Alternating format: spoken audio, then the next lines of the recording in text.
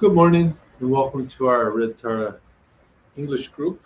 Hope all of you are well this morning.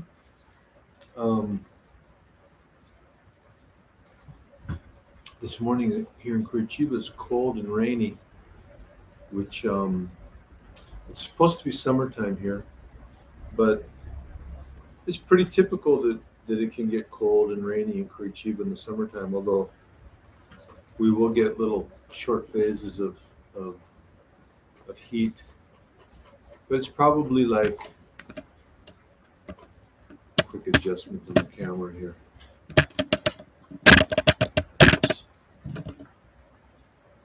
That's better. It's probably like, I don't know, 15 degrees here this morning and rainy. And we were kind of laughing because in Brazil, this is Carnival weekend. And I was thinking about Carnival weekend in Curitiba, and it's kind of the perfect metaphor for samsara. Because maybe once every 5 years or once every 10 years, they'll have nice weather on Carnival, and they can go to the beach and do their parades and parties and dances and shows, and everybody has a good time and eats and drinks and dances and have their outdoor activities. But the vast majority of time, it's like this, cold and rainy, and people spend all year getting their costumes ready and preparing their parades and parties and dances, and then it rains on their parade, so to speak. And the next year they have the same hope. Okay, this year is going to be good weather, and they start making their costumes again and planning their parties and parades. That's just how samsara is. Every once in a while things work out for us, and then we think, okay, now I figured it out. Now it's going to all work out for me. Now everything's going to be okay. My job, my love life, my health, my family. And every once in a while it does work out. And that gives us hope that somehow we can fix it. And it can be good all the time. But that's a false hope. That's not what this situation we're in is. Samsara, by nature, is really not fixable. Maybe every once in a while there can be a band-aid fix, but this is a very complicated, dangerous, suffering-filled place. Even if you do have a moment of ordinary happiness, and peace, and prosperity, by the rules of physics that rule this place, that'll be impermanent. That's not going to last. I was born and raised in the United States. I was telling Lama yesterday that I was sort of raised during a golden age in the United States. We could run free on the streets with our bikes, and we could play and go to each other's friends' houses. We could walk to school by ourselves. That's over. You can't do any of those things anymore in the United States, unless you're maybe in a really small town. And I don't even know if you can there anymore. So in just the span of my lifetime, things have gotten much more dangerous. Also, in the time that my parents were young, if you worked hard, you could get a good career, you could get ahead in life, you could make a nice nest egg for your family, put your children through college. That's changed too. It's much, much harder now. So in my own eyes, in my own lifetime, I've seen that these things that were sort of a golden age, they don't last. They may come around again because things are cyclical by nature, but they don't last. Everything is impermanent. So taking away from that, I look at the rain and cold today, and I think about all the Curitiba people that made their little skimpy summer outfits, hoping that they could go have fun and party today. Some of them will just go ahead and do it in the rain. Curitiba people have a great spirit when it comes to dealing with cold and rain. They'll just do it anyway. but they'll probably pay the price. So another metaphor for samsara. So as you can see this morning, I'm spinning a prayer wheel. Now, I don't spin prayer wheels very often, I will admit. I've tried a few times on a few occasions to get into spinning a prayer wheel, but it usually doesn't last very long. So I leave it on my altar, and when I make my offerings, I try for a while to spin it for a few minutes every day when I'd make my offerings. And somehow at some point in time, you get in a hurry, you're making your offerings, you have to get somewhere. I started leaving it by the wayside. Then recently, Nyingma Rinpoche came to Curitiba, and he said, the Dharma is being implemented very nicely in the West. But there are a few things that really haven't rooted themselves here yet that need to. And he said a couple of those things are spinning prayer wheels, carrying our prayer beads, and also circumambulations and prostrations. So out of respect to his experience and wisdom, I thought it was important maybe to try to reestablish a prayer wheel practice in my life, concentrate more on circumambulations. I know that when Lama Yeshe and I were in Chagdud Ling these last 2 weeks, we spent time trying to circumambulate the holy objects there. And also I'm making a point of carrying my prayer beads. I use a wrist mala, which is very discreet and very convenient. Because at the same time, in some of the teachings on prayer beads, it says be discreet. You don't want to wear them like an ornament or like you're showing off. So I feel like I'm fulfilling that aspect of Nyingma Rinpoche's aspiration, but I'm not necessarily calling attention. So I notice they're kind of in style right now too. So it's sort of a discreet way to carry your prayer beads. And the tendency is if you have your prayer beads with you, you'll say more mantra. If you don't have your prayer beads with you, it's more difficult to. It's like a cue, a reminder to recite mantra. But anyway, back to the prayer wheel. The prayer wheel is symbolic. We talk very often about turning the wheel of the Dharma. Now that phrase goes all the way back to the time of the Buddha. He turned the Dharma. He turned the Dharma wheel. He turned the wheel of the Dharma 3 times. So it's an analogy that we use very frequently. And actually, the Buddha himself, in the sutra called, let me pull it up here.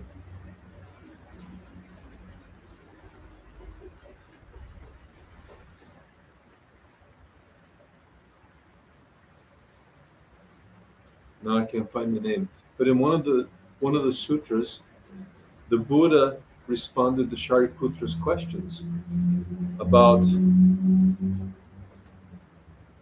the benefits of spinning a prayer wheel. So the prayer wheel, the inside is filled with mini mantra.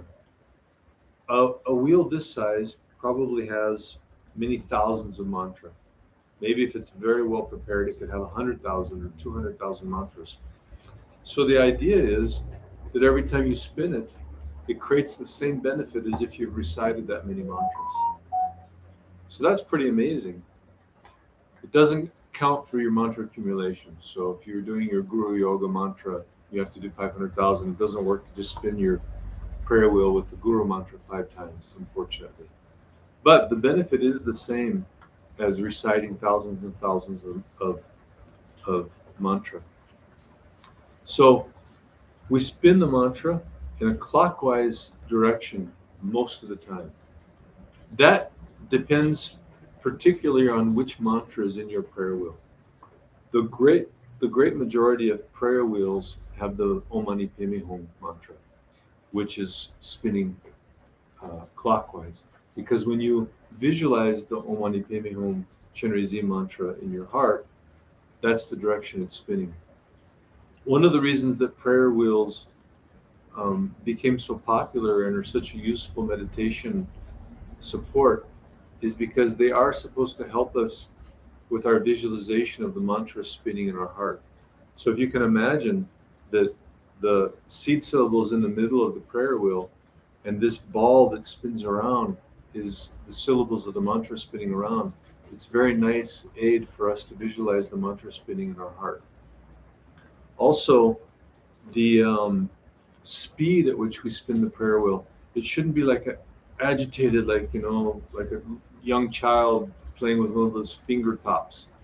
It should be gentle and easy, not too slow, but kind of effortless. And it's an interesting thing. As you spin the prayer wheel, it requires some attention. It's not just automatic.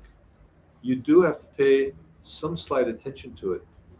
And that cultivates awareness. It's something that you have to be aware of to maintain. But it's not like you can't do other things at the same time, but it does take some percentage of your awareness. So it is a nice aid for meditation in that way, that it helps us maintain awareness, which is our goal as Buddhist practitioners, is awareness. So prayer wheels accumulate both wisdom and merit.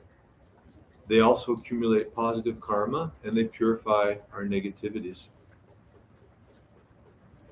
ideally bringing us closer to enlightenment. The Buddha said, here it is, in the school of the Shakyamuni Sutra, volume 3, the Buddha stated, those who are setting up a place for worship and practice use the knowledge to propagate the Dharma to common people. Should there be any man or woman who are unable to read the sutras, they should then set up a prayer wheel to facilitate those illiterate people to chant the sutra, and the effect will be the same as reading the sutra. So people that are illiterate or don't have time, which was probably the majority of people 2,500 years ago in India, the Buddha, with his compassion and skillful means, revealed this technique of spinning a prayer wheel. But in his case, he's referring to a sutra, putting a sutra inside the prayer wheel. And then when you spin it, they'll receive the same benefits as if they had read the sutra or chanted the sutra. So this goes all the way back to the time of the Buddha and is actually contained in the sutras. The people that are attributed for popularizing the prayer wheel in Tibet were particularly Nagarjuna, which is the oldest source of a Tibetan master explaining and encouraging the use of prayer wheels. But also it was very popularized by the great Kagyu masters Tilopa, Naropa, Marpa, and Milarepa.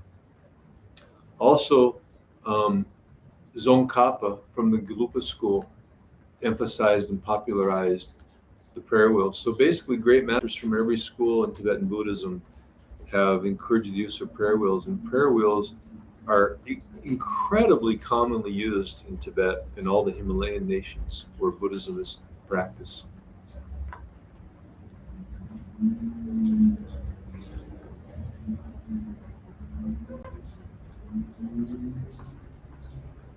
So the benefits of spinning the prayer wheel are immense. Not only does it enhance our wisdom, but also the compassion and bodhicitta arise in the practitioner. It's an activity that we're doing with the motivation of bodhicitta. So every time we pay attention and we're aware that we're spinning the prayer wheel, we're reminded of our bodhicitta motivation. We're doing an activity, like sometimes we don't know what to do to benefit people. People are having problems, people call us, people in the family, we see problems on TV, we don't really know what to do. This is something we can do. This is generating benefit. This is creating positive bodhicitta energy in the world. So it's a way for us to be constantly cultivating and sharing our bodhicitta motivation. This is an activity that we're doing to benefit all beings.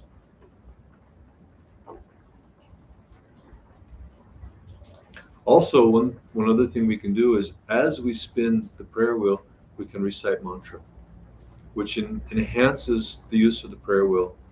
In some places it says, if we spin the prayer wheel completely mindlessly, the benefits obviously won't be as great. So if we can also recite mantra or meditate on bodhicitta as we spin the prayer wheel, then that will greatly enhance the benefits of our practice.